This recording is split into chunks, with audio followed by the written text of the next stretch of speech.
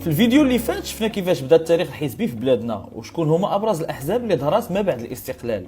في هذا الفيديو غادي نتكلموا على باقي الاحزاب السياسيه وسياق ظهورها باش نفهموا مزيان معنى التطور اللي شهدته الساحه السياسيه في المغرب. غادي نتكلموا على كل عائله حزبيه او ايديولوجيه على حده، اي الحركه اليساريه والاتحاديه، احزاب الحركه الشعبيه، الحركه الاسلاميه، والاحزاب المسماه بالاداريه. احزاب الحركه الشعبيه غادي نرجعوا بزاف في التاريخ، وبالضبط لسنه 1958 اول رئيس حكومه مبارك البكاي الهبيل واول وزير داخليه في المغرب الحسن اليوسي غادي ياسسوا حزب الحركه الشعبيه اللي غادي يتزعموا من بعد سنوات قليله المحجوبي احرضان. هذا الحزب منذ تأسيسه كان عنده صراع مع حزب الاستقلال اللي كان كيقوده انذاك علال الفاسي. جوهر هذا الصراع بالنسبه للحركه الشعبيه كان هو مواجهه هيمنه الحزب الواحد، اي احتكار حزب الاستقلال للمشهد السياسي.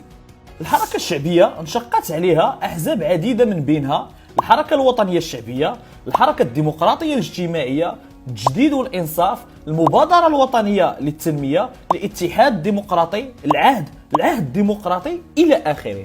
لكن ابرز انشقاق كان هو اللي وقع سنه 1967 ملي خرج منه حزب الحركه الديمقراطيه الدستوريه بقياده عبد الكريم الخطيب من بعد الاختلاف اللي كان عنده مع احرضان حول الموقف من حاله الطوارئ اللي اعلن عليها ملك البلاد انذاك الحسن الثاني بعد انتفاضه 23 مارس. قلنا بالله هذا الانشقاق هو الابرز من بين كل الانشقاقات اللي عرفها الحزب بكل بساطه، لان هذا الحزب المنشق هو اللي غادي تصبح سميته حزب العداله والتنميه. هذا الفيديو بالاضافه للفيديو السابق هو بمثابه نبذه مختصره لتاريخ الاحزاب السياسيه في المغرب باش يفهم الشباب كيفاش تشكلات الساحه السياسيه في بلادنا.